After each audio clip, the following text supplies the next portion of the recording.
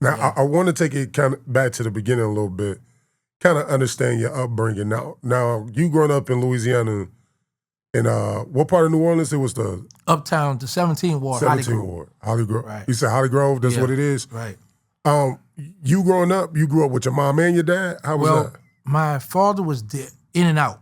Okay. I basically grew up with my mother and my grandfather. Okay. But my father would come and go, come and go. It was like never in a household with all of us. No. How many children did your mom have? My mom is me and 2 more boys. Okay, so she had 3 total. Right. And Birdman is your brother from your dad's side. Right. Got you. Coming up in that household, man, because you got into the streets early at like 9 and 10. Yeah. What was your upbringing like that with your mom and your grandfather that led you to the streets?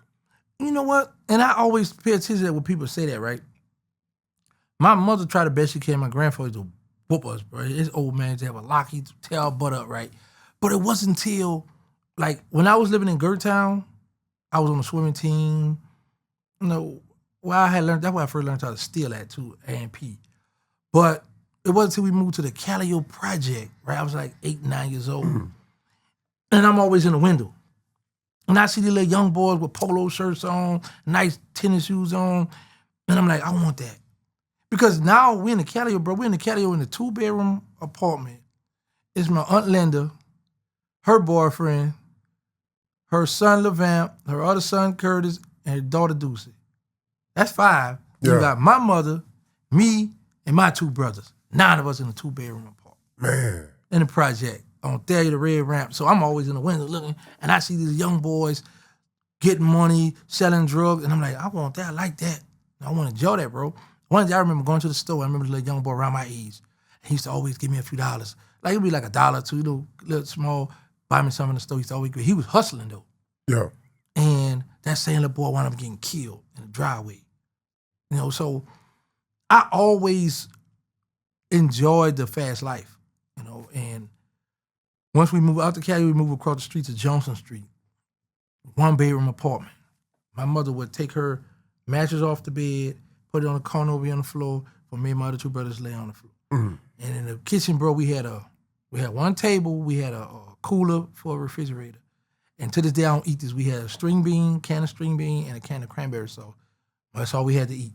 Wow. And I was like, no, I ain't doing that no more. I ain't never eating this ever again in life, bro. Yeah. So we started going to Winn-Dixie. Hey, man, can I help you with your bags? You know, put your people bag, put the car. I tried to red like that when you do the window. That really ain't work good for me. But I started stealing out the barber centers, taking little fake chains. But it wasn't until we moved to Phillip Street is when I really got introduced to the life of crime. Because Baby and them in the game, I'm young. I had broken my cousin's house. Like, my mother stayed here, my cousin stayed here, then there was another house over here. The little boy that people still had to beat him up. So my cousin had it in television back in the days, and then we had Atari. Yeah. So for people who don't know, in television, Atari was video games. Yeah, right. Yeah. So I was going to elementary school, and I went and broke in the house and to steal his game. But so happened, I went on this side of the house, and on this side, to get the alleyway, the people next door see me. And them people don't like me because I used to be beating their little son up. Yeah. He called the police on me. I go to jail, police come and get me, put me in the police car. So from there, I was like, okay, I got a taste of this. Birdman, them come around one day. He wasn't Birdman then, he was Baby. Brian back then. Yeah. Wait, how much older is Baby than you? Like, Baby...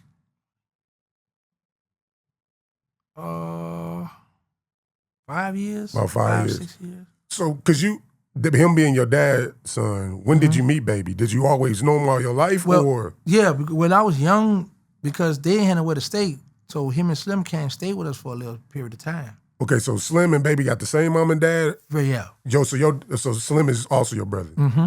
Got you. So their mom died when he was young. Right. And from what I understand, Baby... Does Slim go into foster care as well? Yeah, both together. Yeah. Both. So they both go to Canada with their uncle. Mm-hmm.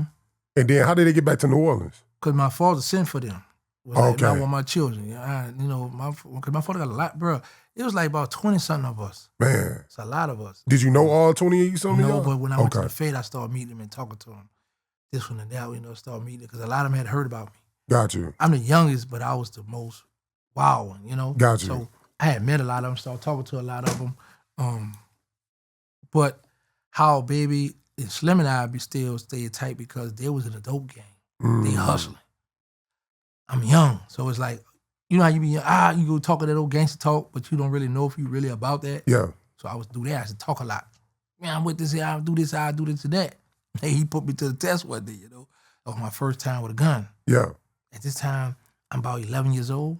Okay. First time shooting someone. At 11? Yeah. See, and not to interrupt you, but I'm glad you said that because I recently just interviewed hitman Nate Boone Craft, part of Best Friends, and he was telling stories of him selling heroin at 10. His first time shooting somebody, he actually killed somebody. Him and his best friend, they were like 11, and people was like, "Man, ain't no 10-year-old, 11-year-old shooting, catching bodies." And so, but go ahead, my bad. So you shot somebody at 11. Let me tell you why. Let me say this, and I understand why people say that because of this. Look at today's time now. The average 2-3-year-old is way advanced than we were. Yeah. Because all this technology. I be sit back, listen to these little young 2-3-year-olds, and they be and they talking real good. I'm like, whoa, how old that baby is? But yeah, when I was 11, man, listen. We used to hang on a place called Second and Daniel neighborhood. We was selling weed. So I remember my best friend Mosquito, he graduated selling crack. I was scared. Like, no, I'm gonna stick to the little. We go buy weed and roll them up, the little puffies, we call them, the little white boy. But I come around the corner, guy trying to jack my partner up, shot in the air. That's what I always tell people, I shot in the air. So that triggered us a little beef. That's how we met Hot Boy Sterling. This was his friend. He was a little older than us. He wanted to know who had the heart to shoot his friend. So, yeah, I had been 10, 11, man, that wasn't nothing back then. Now, the parents are more involved for us, like, where your child at, what's going on. Back then, we were wild. Like, my mother go to work. My mother used to work at the Sheraton Hotel. So, bro, I'm up and gone. Or we would steal cars, park in front of my mother to sleep. When she go to work like 5, 6, 7 in the morning, she banging on the window. Y'all better get this car in front of my door. I'm going to call the police. Now we know it's time for school. Okay, the donut man about to drop them donuts off. Let's go get our breakfast. Yeah. So we stealing the donuts. 10, 11, that wasn't nothing back then. Damn. Now it's, the child care and all them people involved. Now, you came up whooping children. Back then, the neighbors, anybody, come here whooping you, be like, all right, I'm gone. Yeah. Now you can't put your hand on them children, man, you going to jail. Yeah, even your own, for sure. So, but I understand why people don't believe it because some people be like, if they don't see it, they don't, I can't believe it. I've never been around. I can't fathom that. But yeah, we was living like that. We was young and wilding, man.